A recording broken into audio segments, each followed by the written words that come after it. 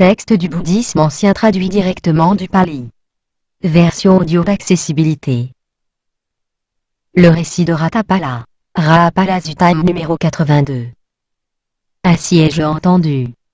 En ce temps-là, le Seigneur voyageait par étapes chez les Kurus avec une grande troupe de moines. Il arriva à Tulakoita, une ville des Kurus. Les brahmanes maîtres de maison à Tulakoita entendirent parler de l'ascète Gautama, fils des Sakya, qui avait quitté la tribu Sakya, qui voyageait chez les Kurus et avait atteint Tulakoita. Une flatteuse réputation accompagne cet ascète Gautama. Le Seigneur est accompli, parfait Bouddha, doué de science et de bonne conduite, bien allé, connaisseur du monde, suprême, cocher des mal adressés, maître des dieux et des hommes, Bouddha, Seigneur. Il voit de ses propres yeux, par connaissance directe, le monde avec ses dieux, ses maras, ses brahmas, cette humanité avec ses ascètes et ses brahmanes, ses rois divins et ses hommes, et il le proclame. Il expose l'enseignement, excellent au début, excellent au milieu, excellent à la fin, avec le fond et la forme, et il décrit la vie sainte et pure dans sa totalité. Il est bon de voir de tels accomplis. Les brahmanes maîtres de maison à Tulakoita se rendirent auprès du Seigneur. Certains saluèrent le Seigneur en arrivant et s'assirent convenablement, d'autres échangèrent avec le Seigneur des paroles courtoises et mémorables avant de s'asseoir convenablement, d'autres encore s'inclinèrent mains jointes devant le Seigneur et s'assirent convenablement, il y en eut qui déclinèrent devant le Seigneur leur prénom et leur nom avant de s'asseoir convenablement, et d'autres qui s'assirent convenablement sans rien dire. Quand ils furent tous bien assis, le Seigneur les instruisit par un discours sur le Dhamma, les convainquit, les enflamma et les exalta. Au milieu de l'assemblée était assis un fils de bonne famille du nom de Rapala. Il était le fils d'un clan éminent de Tulakoita. Et ce Rapala eut la pensée suivante. Si je comprends bien l'enseignement exposé par le Seigneur, il n'est pas facile quand on vit dans son foyer de mener une vie sainte tout à fait complète, tout à fait pure, aussi polie qu'une conque. Je devrais me faire raser les cheveux et la barbe, revêtir les robes safran et quitter mon foyer pour le sans-foyer. Quand les brahmanes maîtres de maison eurent été instruits par l'enseignement du Seigneur, convaincus, enflammés, exaltés, ils furent satisfaits des paroles du Seigneur et ils s'en réjouirent. Puis ils se levèrent de leur siège, saluèrent le Seigneur, tournèrent autour de lui en le gardant à leur droite et s'en allèrent. Les brahmanes venaient de partir quand Rapala, qui ne voulait pas parler devant les autres et était parti avec eux, revint auprès du Seigneur. Il salua de nouveau le Seigneur en arrivant et s'assit convenablement. Une fois bien assis, Rapala dit au Seigneur.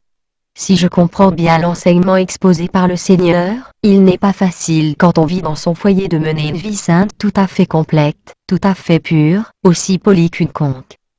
Je désire, Seigneur, me faire couper les cheveux et la barbe, revêtir les robes safran et passer du foyer au sans-foyer. Je souhaite obtenir ce passage en présence du Seigneur, je souhaite recevoir l'ordination. Mais as-tu l'autorisation de ta mère et de ton père, Rapala, pour passer ainsi du foyer au sans-foyer? Non, Seigneur, je n'ai pas leur autorisation. Les Tathagata, Rapala, ne font pas passer celui qui n'a pas l'autorisation de sa mère et de son père. Je ferai en sorte, Seigneur, qu'ils me donnent leur permission. Puis Rapala se leva de son siège, salua le Seigneur, tourna autour de lui en le gardant à sa droite et rentra chez ses parents. Une fois de retour, il dit à ses parents. Maman, papa, si je comprends bien l'enseignement exposé par le Seigneur, il n'est pas facile quand on vit dans son foyer de mener la vie sainte, je désire passer du foyer au sans-foyer. Donnez-moi la permission de le faire. Ainsi parla-t-il mais ses parents lui répondirent. Rapala chéri, tu es notre seul fils, notre joie, notre bonheur. Tu as grandi heureux, tu as été nourri dans le bonheur et tu ne connais rien du malheur. Viens donc, Rapala chéri, mange, bois et amuse-toi. Sois heureux en accomplissant des actes méritoires tout en mangeant, buvant, t'amusant et jouissant des plaisirs sensoriels. Mais nous ne te permettons pas de passer du foyer au sans-foyer. Si tu mourais, nous n'aurions plus goût à rien. Pourquoi donc, nous vivants, accepterions-nous que tu passes du foyer au sans-foyer? Une deuxième fois, et une troisième fois, Rapala adressa à ses parents la même demande, mais à chaque fois ses parents lui firent la même réponse. Comme il n'obtenait pas de ses parents l'autorisation de partir, Rapala se coucha là où il était, sur le sol nu. Soit la mort me prendra ici, soit je passerai au sans-foyer. Alors ses parents le prièrent. Rapala chéri, tu es notre seul fils, notre joie, notre bonheur. Tu as grandi heureux, tu as été nourri dans le bonheur et tu ne connais rien du malheur. Lève-toi, Rapala chéri, mange, bois. Pourquoi donc, nous vivants, accepterions-nous que tu passes du foyer au sans-foyer? Mais Rapala ne leur répondit pas. Ses parents le supplièrent une deuxième fois, et une troisième fois, mais à chaque fois Rapala resta silencieux. Alors les parents de Rapala allèrent trouver ses amis, leur racontèrent ce qui s'était passé et leur demandèrent de le raisonner. Les amis vinrent dire 3 fois à Rapala. Cher Rapala, tu es le seul fils de tes parents, leur joie et leur bonheur. Tu as grandi heureux, tu as été nourri dans le bonheur et tu ne connais rien du malheur. Lève-toi, Rapala, mange, bois, et amuse-toi. Sois heureux en accomplissant des actes méritoires tout en mangeant, buvant, t'amusant et jouissant des plaisirs sensoriels. Mais tes parents ne te permettent pas de passer du foyer au sans-foyer. Si tu mourais, ils n'auraient plus goût à rien. Pourquoi donc, eux vivants, accepteraient-ils que tu quittes ton foyer? Mais Rapala persista à rester silencieux. Alors ses amis allèrent dire à ses parents. Rapala est couché là-bas en disant que la mort le prendra ici même s'il ne peut passer au sans-foyer. Si vous ne l'autorisez pas à partir, il mourra là où il est. Mais si vous le lui permettez, vous pourrez encore le voir par la suite. Et si la vie sans foyer ne lui plaît pas, quel autre choix aura-t-il que de revenir ici? Acceptez donc qu'il passe du foyer au sans-foyer. Nous acceptons, cher ami, qu'il passe du foyer au sans-foyer, mais le renonçant qu'il sera devenu devra revenir ensuite voir sa mère et son père. Les amis retournèrent auprès de Rapala et lui dirent. Ta mère et ton père te donnent la permission de passer du foyer au sans-foyer à condition que tu reviennes les voir par la suite. Alors Rapala le fils de bonne famille se leva, reprit des forces et se rendit auprès du Seigneur. Il salua le Seigneur en arrivant et s'assit convenablement. Puis il dit au Seigneur, « J'ai la permission de ma mère et de mon père, Seigneur, pour passer du foyer au sans-foyer. Que le Seigneur me fasse passer. » Rapala obtint le passage en présence du Seigneur, il reçut l'ordination. Le vénérable Rapala avait été ordonné depuis seulement un demi-mois quand le Seigneur, qui avait séjourné à Tulakoïta autant qu'il lui convenait, se mit en route. En progressant par étapes, il arriva à Savatthi où il séjourna dans le parc Anathapindika du bois Jeta. Le vénérable Rapala resta solitaire, retiré, vigilant, énergique et résolu. Après cela, il ne lui fallut pas longtemps pour voir de ses propres yeux, par connaissance directe, dans la réalité présente, cet aboutissement insurpassable de la vie sainte pour lequel les fils de bonne famille passent à juste titre du foyer au sans-foyer, il y accéda, il y demeura. Il reconnut détruite la naissance, achevé la vie sainte, fait ce qui était à faire et rien de plus ici-bas. Et le vénérable Rapala fut l'un des accomplis. Le vénérable Rapala se rendit auprès du Seigneur. Il le salua en arrivant et s'assit convenablement. Une fois bien assis, il dit au Seigneur. « Je désire, Seigneur, revoir ma mère et mon père si le Seigneur m'y autorise. » Le Seigneur lut les pensées dans l'esprit du vénérable Rapala et reconnut que celui-ci ne risquait pas de rejeter l'entraînement et de retourner à l'état laïque. Il lui dit. Si tu penses, Rapala, que le temps en est venu. Le vénérable Rapala se leva, salua le Seigneur et tourna autour de lui en le gardant à sa droite. Puis il rangea son lit-siège, prit son bol et sa cape, et se mit en route pour Tulakoïta qu'il atteignit en voyageant par étapes. Là, le vénérable Rapala séjourna dans le parc aux gazelles du roi Koravya. Le lendemain de son arrivée, le vénérable Rapala se leva de bon matin, prit son bol d'aumône et sa cape, et entra dans Tulakoïta pour mendier. Comme il faisait sa tournée d'aumône continue dans la ville, il approcha de la demeure de son père. À ce moment, son père se faisait coiffer dans la salle de la porte du milieu. Il vit approcher Rapala et dit. Notre fils unique, notre joie, est parti à cause de ces mendigos au crâne rasé. Le vénérable Rapala n'obtint pas d'aumône ni même un refus poli dans la maison de son propre père, il ne reçut que des injures. Au même moment, une servante du voisinage connu du vénérable allait jeter du gruau d'orge de la veille. Le vénérable Rapala lui dit: si ceci doit être jeté, ma sœur, verse-le ici dans mon bol. En versant le gruau d'orge dans le bol, la servante reconnut les mains, les pieds et la voix du vénérable Rapala. Elle se précipita chez la mère du vénérable pour lui dire: connaissez-vous la nouvelle, madame? Rapala, le fils du maître, est revenu. À ce moment, le vénérable mangeait son gruau d'orge dans un autre bâtiment. Son père alla le trouver et lui dit: voilà, Rapala chéri, que tu manges du gruau d'orge de la veille. Ne devrais-tu pas aller dans ta propre demeure? Où est notre demeure, maître de maison, pour nous qui sommes passés du foyer au sans foyer? Nous n'avons pas de maison. Quand nous sommes passés devant ta demeure, maître de maison, nous n'avons pas obtenu d'aumône ni même un refus, nous n'avons reçu que des injures. Viens, Rapala chéri, allons à la maison. Il suffit, maître de maison, j'ai fini de me nourrir pour la journée. Alors, Rapala chéri, viens prendre le repas demain. Le vénérable Rapala accepta en gardant le silence. Le père comprit l'acceptation du vénérable et rentra chez lui. Le père fit faire de grands tas d'or et d'argent et les fit cacher sous des nattes.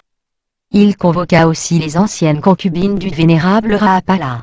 À présent, mes belles filles, mettez les bijoux avec lesquels Rapala vous aimait et vous chérissait. À la fin de la nuit, le père qui avait fait préparer dans sa demeure d'excellente nourriture et boissons, annonça au vénérable Rapala qu'il était l'heure. Il est temps, Rapala chéri, le repas est prêt. Alors le vénérable Rapala, qui s'était levé de bon matin, prit son bol et sa cape, et se rendit à la résidence de son père. Il s'y assit sur le siège préparé, mais le père fit découvrir les tas d'or et d'argent et dit au vénérable: voici, mon chéri, ta fortune maternelle, cette autre-ci est celle de ton père et cette autre-là celle de tes ancêtres. Il y a là de quoi faire des actes méritoires tout en jouissant des plaisirs sensoriels. Abandonne l'entraînement, Rapala chéri, reviens à la vie laïque, jouis des plaisirs et fais des actes méritoires. Si tu suivais mon conseil, maître de maison, tu ferais charger ces tas d'or et d'argent sur une charrette, tu les ferais emporter et jeter au beau milieu du Gange. Pourquoi donc? Parce que ces tas d'or te seront une source de chagrin, de lamentation, de souffrance physique et morale et du désespoir. Ces anciennes concubines s'étaient saisies chacune d'un de ses pieds et demandèrent au vénérable: comment sont les nymphes célestes, noble fils, pour lesquelles tu mènes la vie sainte? Mes sœurs, ce n'est pas pour des nymphes célestes que nous menons la vie sainte. Le noble fils Rapala nous appelle mes sœurs. Elles étaient stupéfaites et restèrent prostrées. Rapala dit à son père: s'il y a un repas prêt, maître de maison, donne-le. Mais ne nous ennuie pas. Mange, Rapala chéri, le repas est prêt. Et le père servit de sa propre main le vénérable Rapala, il lui offrit de plantureuses nourritures et boissons à satiété. Puis, quand le vénérable Rapala eut mangé et retiré la main de son bol, il se leva et déclama ces vers. Vois ce corps debout, blessé, comme une image bariolée, maladive, éphémère, mais objet de nombreux désirs. Vois cette forme colorée, os cachée sous la peau, qui resplendit par les anneaux, les bijoux, les atours.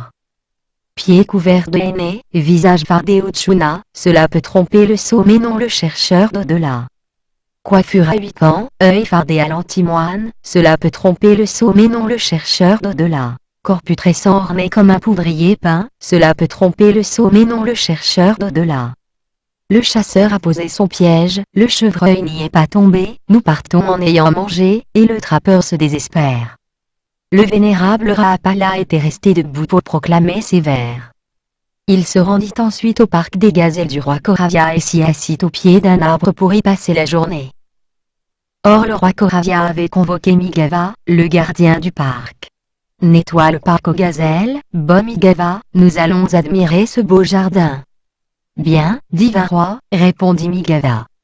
En nettoyant le parc aux gazelles, Migava vit le vénérable Rapala assis au pied de l'arbre pour y passer la journée. Il retourna auprès du roi pour lui dire: le parc aux gazelles est propre, divin roi, mais il s'y trouve le fils de bonne famille appelé Rapala, fils d'un clan éminent de Tulakoïta, tu en as souvent fait l'éloge. Il est assis au pied d'un arbre pour y passer la journée. Dans ce cas, Bomigava, ne parlons plus de jardin d'agrément, mais allons plutôt rendre hommage à l'honorable Rahapala. Le roi donna l'ordre de distribuer toutes les nourritures et boissons qui avaient été préparées pour le pique-nique, et fit harnacher de nombreuses voitures confortables. Il monta dans la meilleure, sortit de Tulakoïta avec un cortège de luxueux véhicules en grande pompe royale pour rendre visite au vénérable Rahapala. Tant que le sol fut carrossable, le roi resta sur son char. Puis il en descendit et c'est à pied qu'il alla avec les grands de la cour jusqu'à l'endroit où le vénérable Rahapala était assis. Il échangea en arrivant des paroles courtoises et cordiales avec le vénérable et il resta convenablement debout. Ainsi debout le roi dit au vénérable, par courtoisie, que l'honorable Rahapala s'asseye sur la couverture à éléphant. Il convient que tu t'y asseyes toi-même, grand roi, moi je suis déjà sur mon siège. Le roi Koravia s'assit donc sur le siège qui lui avait été préparé. Quand il fut assis, il dit au vénérable Rahapala. Il y a 4 dommages, honorable Rahapala, à la suite desquels certains ici se sont fait raser les cheveux et la barbe, ont revêtu les robes safran et sont passés du foyer au sans foyer. Lesquels? Il y a la vieillesse, la maladie, la perte des biens et la perte des proches. Qu'est donc le dommage de la vieillesse? Quand quelqu'un est usé, chargé d'années et très âgé, qu'il a fait son temps et atteint un grand âge, il réfléchit ainsi. Je suis à présent usé, chargé d'années et très âgé, j'ai fait mon temps, j'ai atteint un grand âge, aussi ne puis-je plus connaître les joies que je n'ai pas encore eues, ni accroître celles que j'ai. Je devrais me faire raser les cheveux et la barbe, revêtir les robes safran et passer du foyer au sans foyer. Et c'est à cause de ce dommage de la vieillesse qu'il se fait raser les cheveux et la barbe, qu'il revêt les robes safran et passe du foyer au sans foyer. Voilà ce qu'on appelle dommage de la vieillesse. Mais l'honorable Rahapala était jeune, il avait les cheveux d'un noir de jais, il était dans tout l'éclat de la jeunesse, dans son premier âge. Il ne souffrait pas du dommage de la vieillesse. Qu'a-t-il donc pu savoir, voir ou entendre pour passer ainsi du foyer au sans foyer? Qu'est donc le dommage de la maladie? Quand quelqu'un est malade, souffrant, épuisé, il réfléchit ainsi. Je suis malade, souffrant, épuisé, aussi ne puis-je plus connaître les joies que je n'ai pas encore eues, ni accroître celles que j'ai. Je devrais me faire raser les cheveux et la barbe, revêtir les robes safran et passer du foyer au sans foyer. Et c'est à cause de ce dommage de la maladie qu'il se fait raser les cheveux et la barbe, qu'il revêt les robes safran et passe du foyer au sans foyer. Voilà ce qu'on appelle dommage de la maladie. Mais l'honorable Rahapala n'était ni malade ni souffrant, sa digestion était régulière, ni trop froide ni trop chaude. Il ne souffrait pas du dommage de la maladie. Qu'a-t-il donc pu savoir, voir ou entendre pour passer ainsi du foyer au sans foyer? Qu'est donc la perte des biens? Quand quelqu'un était riche, avec de grands biens, une grande fortune, et qu'il se fut peu à peu ruiné, il réfléchit ainsi. J'étais riche auparavant, j'avais de grands biens, une grande fortune, mais j'ai peu à peu tout perdu, aussi ne puis-je pas connaître les joies que je n'ai pas encore eues, ni accroître celles que j'ai. Je devrais me faire raser les cheveux et la barbe, revêtir les robes safran et passer du foyer au sans foyer. Et c'est à cause de cette perte des biens qu'il se fait raser les cheveux et la barbe, qu'il revêt les robes safran et passe du foyer au sans foyer. Voilà ce qu'on appelle perte des biens. Mais l'honorable Rahapala était le fils d'une famille éminente de Tulakoïta, il n'était pas ruiné. Qu'a-t-il donc pu savoir, voir ou entendre pour passer ainsi du foyer au sans foyer? Qu'est donc la perte des proches? Quand quelqu'un a eu de nombreux amis et relations, connaissances et parents, mais que ses proches ont peu à peu disparu, il réfléchit ainsi. J'avais auparavant de nombreux amis et relations, connaissances et parents, mais ils ont peu à peu disparu, aussi ne puis-je plus connaître les joies que je n'ai pas encore eues, ni accroître celles que j'ai. Je devrais me faire raser les cheveux et la barbe, revêtir les robes safran et passer du foyer au sans foyer. Et c'est à cause de cette perte des proches qu'il se fait raser les cheveux et la barbe, qu'il revêt les robes safran et passe du foyer au sans foyer. Voilà ce qu'on appelle perte des proches. Mais l'honorable Rahapala avait de nombreux amis et relations, connaissances et parents à Tulakoïta, il n'avait pas perdu ses proches. Qu'a-t-il donc pu savoir, voir ou entendre pour passer ainsi du foyer au sans foyer? Tels sont les 4 dommages à cause desquels certains ici se sont fait raser les cheveux et la barbe, ont revêtu les robes safran et sont passés du foyer au sans foyer. Mais l'honorable Rahapala ne souffrait d'aucun de ces dommages. Qu'a-t-il donc pu savoir, voir ou entendre pour passer ainsi du foyer au sans foyer?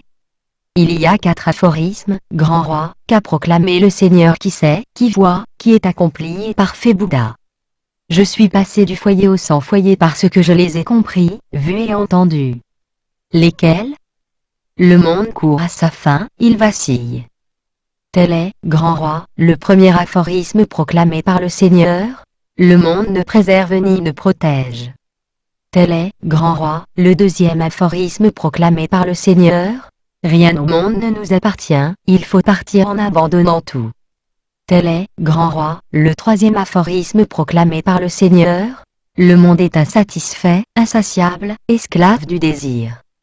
Tel est, grand roi, le quatrième aphorisme proclamé par le Seigneur qui sait, qui voit, qui est accompli et parfait Bouddha. L'honorable Rahapala dit, le monde court à sa fin, il vacille. Comment comprendre cet aphorisme?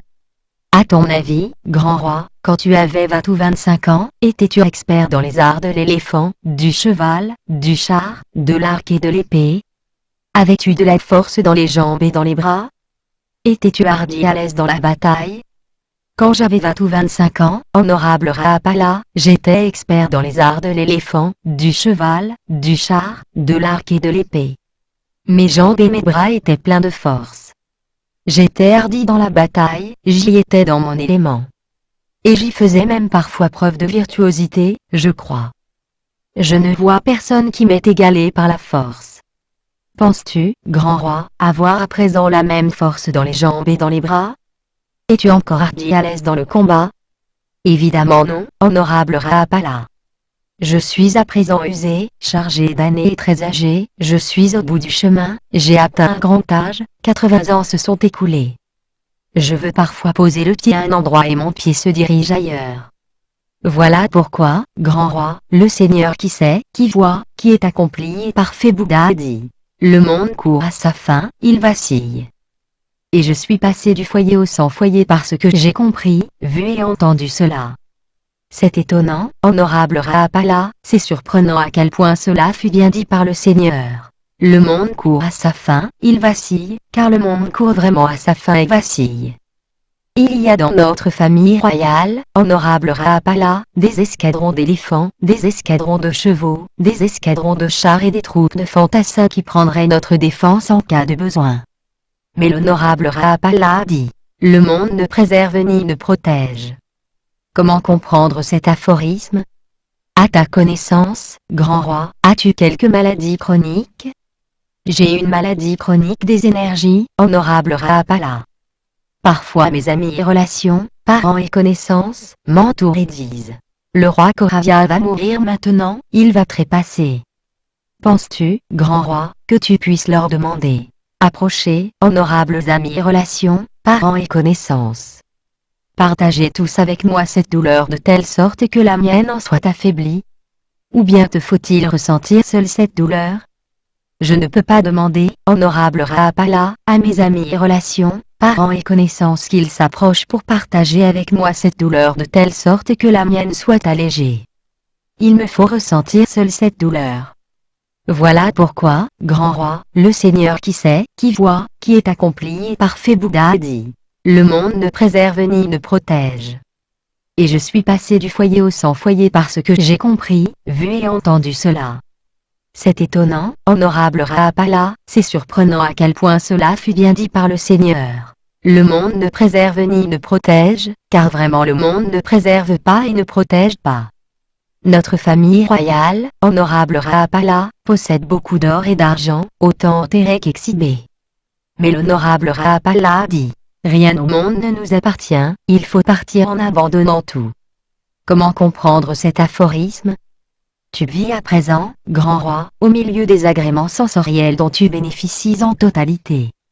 Pourras-tu prétendre jouir à l'identique de ces mêmes agréments sensoriels dans l'au-delà? Ou bien d'autres personnes entreront-elles en possession de ta fortune pendant que tu partiras, toi, selon tes actions passées? Non, honorable Rapala, je ne pourrais pas prétendre jouir à l'identique dans l'au-delà des mêmes agréments sensoriels dont je bénéficie maintenant en totalité. D'autres entreront en possession de ma fortune pendant que je partirai selon mes actions passées. Voilà pourquoi, grand roi, le Seigneur qui sait, qui voit, qui est accompli et parfait Bouddha a dit. Rien au monde ne nous appartient, il faut partir en abandonnant tout. Et je suis passé du foyer au sans foyer parce que j'ai compris, vu et entendu cela. C'est étonnant, honorable Rapala, c'est surprenant à quel point cela fut bien dit par le Seigneur. Rien au monde ne nous appartient, il faut partir en abandonnant tout, car vraiment rien au monde ne nous appartient, il faut vraiment partir en abandonnant tout. L'honorable Rapala a dit, le monde est insatisfait, insatiable, esclave du désir. Comment comprendre cet aphorisme? À ton avis, grand roi, ce pays des Kourous où tu vis est-il riche? Certainement, honorable Rapala, ce pays des Kourous est riche. Que penses-tu de cela, grand roi? Suppose qu'un homme digne de confiance et sensé vienne de l'Est, ou de l'Ouest, du Nord, du Sud, ou de l'autre rive de l'océan. Il t'approche et te dit, sache-le bien, grand roi, je viens de l'Est, ou de l'Ouest, du Nord, du Sud, ou de l'autre rive de l'océan. J'ai vu là-bas un grand pays prospère, opulent et riche en hommes. Il y a là beaucoup d'éléphants, de chevaux, de chars et de fantassins. L'ivoire y est abondant, ainsi que l'or et l'argent, tant brut que raffiné. On y compte de nombreuses femmes. Il faut telles et telles forces pour conquérir ce pays. Conquiers-le, grand roi. Que vas-tu faire? Nous en ferions la conquête, honorable Rapala, et nous nous y installerions. Voilà pourquoi, grand roi, le Seigneur qui sait, qui voit, qui est accompli et parfait Bouddha a dit. Le monde est insatisfait, insatiable, esclave du désir. Et je suis passé du foyer au sans foyer parce que j'ai compris, vu et entendu cela. C'est étonnant, honorable Rapala, c'est surprenant à quel point cela fut bien dit par le Seigneur. Le monde est insatisfait, insatiable, esclave du désir, car le monde est vraiment insatisfait, insatiable, esclave du désir. Ainsi parla le vénérable Rapala. Et il proclama par ailleurs. Je vois de par le monde des riches inconscients, qui ne donnent jamais les biens qu'ils ont acquis. Les avides bien sûr amassent des richesses, et veulent toujours plus d'agréments sensoriels. Le roi conquiert des terres en usant de la force, et en prend possession jusqu'au bord de la mer. Il est insatisfait de rester sur la rive, et désire acquérir l'autre côté aussi. Roi ou non, beaucoup d'hommes approchent de la mort, sans avoir renoncé aux désirs excitants. Aussi meurent-ils frustrés, ils n'ont pu satisfaire, pour les mondains plaisirs leur appétit constant. Ses parents ont défait leurs cheveux et le pleurent, hélas. Ils n'étaient pas immortels. Ils emportent le corps, enroulé dans son suaire, élèvent le bûcher pour le mettre à brûler, et son corps se calcine, retenu par les pics, avec un seul linceul, fortune abandonnée. Nul de ses compagnons, amis, connaissances ou proches, ne peut le protéger au-delà de la mort. Ses héritiers s'emparent de toute sa fortune, pendant que lui s'en va en fonction de ses actes. Fils, femme, biens, royauté. Rien n'accompagne jamais le défunt. Longue vie par la richesse on ne peut acquérir, la fortune ne permet pas d'éviter la vieillesse. Brève est la vie, dit le sage, éphémère et vouée à destruction. Et la mort les frappe tous, les riches comme les pauvres, les sots comme les sages en sont de même atteints. Mais le sot gît prostré et frappé de stupeur, quand le sage reste, lui, sans tremblement aucun. Sagesse vaut mieux que richesse, par elle on trouve ici l'ultime dénouement. Si l'on n'assèche pas toute forme d'existence, on commet par bêtise de mauvaises actions. On entre en la matrice ou dans un autre monde, selon la voie sans fin du mouvement continuel. Le sot qui fait confiance à un gourou idiot, va aussi dans le sein ou dans un au-delà. Vie mauvaise. Le voleur qui est pris sur le fait, est châtié pour son acte. De même après la mort, dans un monde au-delà, les mauvaises actions de la vie sont punies. Les désirs sensoriels, variés, doux et plaisants, perturbent l'esprit par leur multiplicité. Mais j'ai vu un danger dans les plaisirs des sens, ô roi, et je suis donc parti. Ils tombent un par un, les hommes, comme des fruits, jeunes ou usés, quand leur corps est brisé. J'ai vu cela aussi, ô roi, et je m'en suis allé, l'ascèse bien menée valait mieux qu'un foyer. Note du traducteur. Il lui fallut 12 ans pour parachever toutes les qualités sous-entendues par ces mots. Blessé par les plaies que sont les yeux, les oreilles, les narines, la bouche, le sexe et l'anus. Dans la médecine traditionnelle, une maladie est liée à une mauvaise circulation des énergies internes dans le corps. Traduction. Christian Maes. Réalisation vidéotexte. Les connaisseurs du monde.